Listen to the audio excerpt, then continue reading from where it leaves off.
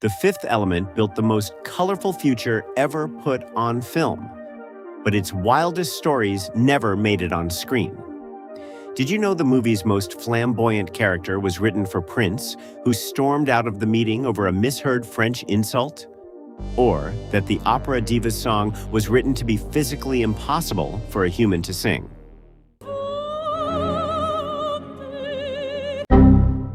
15 facts, starting with the language you thought was gibberish. 15. When Lilu babbles alien gibberish. It's a real language you can learn. When Mila Jovovich's Lilu first tumbles out of the reconstruction chamber and starts rattling off rapid, panicked alien speech, you're not hearing random gibberish. Luc Besson invented an entire working language for her. The divine language, with around 400 words, its own grammar, and its own syntax. It's a real, functional, constructed tongue, and Besson and Jovovich took it further than the film ever needed. To practice, the two of them held actual conversations in the divine language on set and wrote each other letters in it. By the end of filming, they could hold full, fluent conversations in a language nobody else on Earth spoke. It's why Lilu's speech feels so oddly convincing. Those aren't nonsense syllables an actress is faking. That's two people who genuinely learned to talk to each other in an alien language, performing a real conversation. Jovovich has since admitted she's forgotten almost all of it. 14. The diva's song is literally impossible for a human to sing. The film's showstopper is the blue alien diva's performance on Fhloston Paradise, the haunting opera that erupts into a techno-banger, the diva dance. Watch her hit those inhumanly fast runs of notes. Here's the reveal. Composer Eric Serra wrote passages that cannot physically be sung by a human being. When he showed the sheet music to Albanian soprano Inva Mula, who provides the diva's voice, she reportedly smiled and told him it was impossible. The human voice simply cannot change notes that fast. So those sections aren't a performance at all. They were assembled digitally, note by note, stitching together sounds no throat could produce in sequence. The most beautiful voice in the movie belongs to no one. It's an edit, which is weirdly perfect, since the diva is an alien whose body isn't human either. 13. Ruby Rod was written for Prince, who stormed out over a misheard insult. That screaming leopard print, gloriously over-the-top radio host Ruby Rod? Luc Besson wrote the part for Prince. It was his first choice, and he said outright the role was written with Prince in mind. Costume designer Jean-Paul Gaultier met with Prince to pitch the wardrobe, showing him a sketch of a mesh outfit with a padded, fringed rear. Gaultier, in his thick French accent, kept referring to that padded rear by its fashion term, faux cul, meaning fake bottom. Here's what went wrong. Prince, not speaking French, heard Gaultier repeatedly saying what sounded like you directly to his face. Offended and baffled by what he thought was open hostility, Prince signaled his bodyguard and abruptly walked out of the meeting. The role, one of the most memorable in the film, opened up because of a two-syllable pronunciation mix-up. It went to Chris Tucker. An entire iconic performance exists because of a mistranslated French fashion word. 12. Gaultier made 1,000 costumes and hand-checked 500 extras himself. Look at any crowd scene, the airport, Fhloston Paradise, the streets of New York, and every single person is dressed in something deliberate and strange. That's not stock wardrobe. Fashion designer Jean-Paul Gaultier personally designed around 1,000 costumes for the film, dressing not just the stars, but hundreds of background extras. For one scene, he reportedly went down the line and personally inspected 500 extras' costumes himself, one by one, to make sure each was right. Every blurry person in the background of a shot you've never paused on is wearing haute couture. It's why the movie's world feels so total. There's no such thing as an unimportant costume in it. 11. Watch the McDonald's guy. The whole future was designed by two comic book legends. The reason The Fifth Element looks unlike any other sci-fi film is that Besson didn't hire typical concept artists. He hired the two French comic book gods whose work he'd loved since he was a teenager, Jean Mobius Giraud and Jean-Claude Mézières. Mézières created the comic series Valérian, and Besson had been reading it as a boy.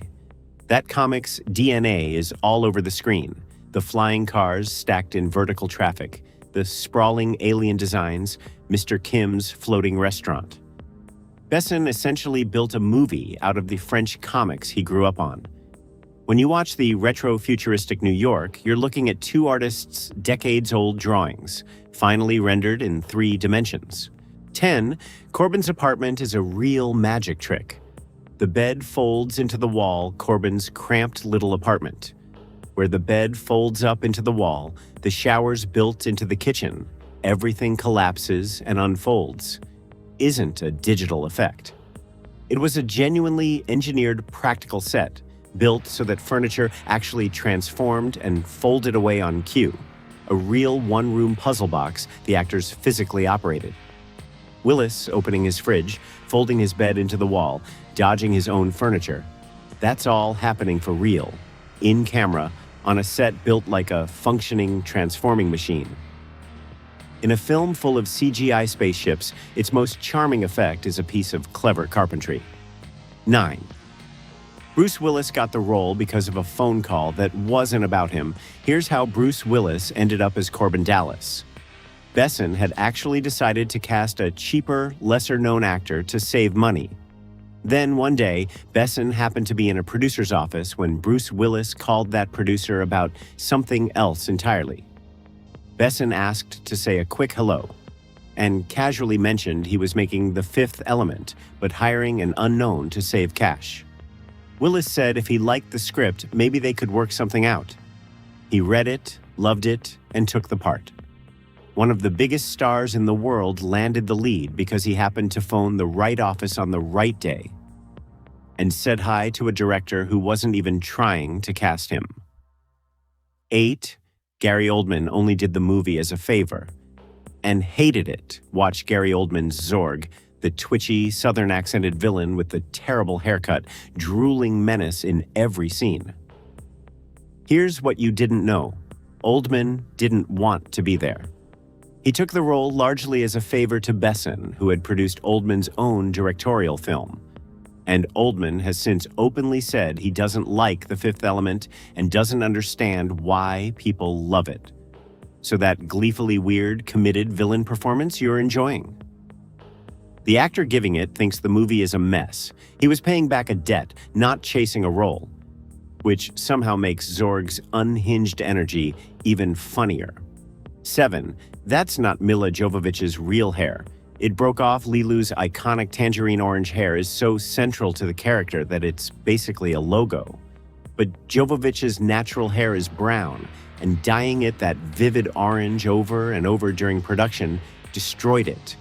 The repeated bleaching and dyeing left her hair so damaged and broken that they had to abandon the dye entirely and put her in a wig for much of the film. The most recognizable haircut in the movie is a hairpiece, worn because the real thing literally couldn't survive being that color. Quick refuel at Floston Paradise. If this deep dive is earning it, hit like and subscribe because we go inside a movie like this every week. Now, back to the future. Starting with the scene Chris Tucker almost got cut from entirely. 6. Chris Tucker's whole character nearly got deleted for being too much. Ruby Rhod is the loudest thing in a very loud movie, and that nearly got him erased. Test audiences reportedly found Chris Tucker's screeching, non-stop performance so grating, too much, that the character came close to being significantly cut from the film. Sit with that alternate version for a second. The Fifth Element without Ruby Rhod's manic Floston Paradise broadcast, without the wardrobe changes, without the screaming into the microphone, without the leopard print. A huge, colorful hole in the middle of the movie. Besson refused and kept every second of him. And here's the irony that should make any nervous studio executive wince. Ruby Rod is now, for a huge share of fans, the single most memorable thing in the entire film. The exact element test audiences begged to have removed. It's proof of something that happens over and over in movie history. The parts of a film people find unforgettable are frequently the parts that barely survived the edit. 5. The villain and the hero never share a single scene. Here's something you can verify on your next rewatch, and once you notice it, you can't unnotice it. Bruce Willis's hero, Corbin Dallas, and Gary Oldman's villain, Zorg, are the two biggest names in the movie. And they never actually meet. Not once. They're in the same city, tangled in the same plot, chasing the same 4 stones, occupying the same Floston Paradise Hotel at the same time. And Besson pointedly never puts them in a room together. The whole film is engineered around a hero versus villain collision that the movie simply refuses to deliver. Think about how strange that is. Almost every action film ever made climaxes with the hero and the villain finally face to face, trading blows or words. The Fifth Element throws that rule out entirely. Zorg gets taken out by his own bomb, scrambling on the floor, alone, having never once exchanged a single word with the man he spends the entire movie working against. 4. Zorg's boss, the real great evil, is a talking planet you barely register. Everyone walks away remembering Gary Oldman's Zorg as the bad guy. But watch closely and you'll realize Zorg is just a middleman, an errand runner. His boss, the actual antagonist of the entire film, the Great Evil, also called Mr. Shadow, is a colossal, sentient ball of black fire drifting through space toward Earth, and it contacts Zorg by telephone. There is a literal scene in this blockbuster where the villain nervously takes a phone call from a planet-sized fireball, like an employee getting chewed out by a distant CEO. The true big bad of the Fifth Element has no body, no face, and roughly 1 conversation's worth of screen time. It's a burning sphere that occasionally rings up its human contractor to make sure the job's getting done. It's one of the strangest villain hierarchies in any major action movie, and it's why most viewers finish the film convinced Gary Oldman was the main threat. He wasn't.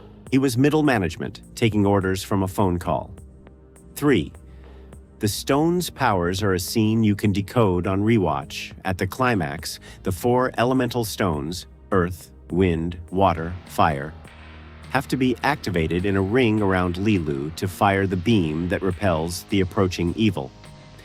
Watch how each one wakes up, because Besson hid a tidy little rulebook in plain sight. Every stone responds to its actual element. The windstone opens and howls when air is blown through it. The water stone needs a single drop of water. The fire stone needs a flame or heat to ignite it, and the earth stone responds to soil. In the panic and spectacle of the finale, almost nobody consciously registers that the props are physically demonstrating their own elements on screen. The magic isn't random. It has a clean visual logic you can follow. It's a small, elegant piece of design engineering buried under all the chaos. And once you know to look for it, the entire climax clicks into place like a puzzle solving itself. 2. The whole thing is a teenager's homework. The reason The Fifth Element feels like absolutely nothing else in science fiction, the pulpy energy, the maximalist world, the operatic scale, the total absence of cool cynicism, is that it wasn't dreamed up by a seasoned adult screenwriter chasing a trend. Luc Besson started writing it when he was 16 years old, filling school notebooks with the world, the mythology, the characters, and the mission while he was still a teenager. He carried that daydream around for well over a decade, becoming a genuinely successful, acclaimed director in the meantime, before he finally had the money, the clout, and the technology to actually build the space opera he'd invented as a kid. That's the secret ingredient you can feel in every frame. The movie has the fearless, rule-breaking imagination of a teenager's fantasy, rather than the careful, focus-grouped restraint of a committee, because that's literally what it is. A 16-year-old's notebook, finally rendered real with $90 million. 1. Lilu learns everything about humanity and stops at war. The film's true emotional core is a scene most people vaguely remember, but few connect to the whole point of the movie. Late in the story, Lilu, the perfect being engineered to save humanity, is speed reading through the entire history of Earth on a computer, absorbing our whole civilization alphabetically, faster than any human could. And then she reaches the letter W. War. She scrolls through image after image of atrocity, genocide, slaughter, the accumulated cruelty of the entire human race. And she breaks down sobbing, no longer sure our species is worth saving at all. That's the film's genuine thesis, hiding the whole time under the neon and the flying cars and the screaming. The fifth element that actually defeats absolute evil isn't a weapon or a beam or a magic stone. It's love. It's Corbin telling her and finally showing her that despite every horror she just read, people are still worth protecting. A movie the world remembers as loud, silly, and gloriously colorful is right at its beating center about whether humanity even deserves to be rescued. And it bets everything on the answer being yes. Those were 15 facts most fans have never heard about The Fifth Element. Which one got you? Prince walking out over faux cool, or the villain who never meets the hero? Multipass your answer into the comments. If this earned it, hit like, subscribe, and send it to the friend who still yells, "Big Bada Boom!" Until next time, Lilu Dallas, Multipass.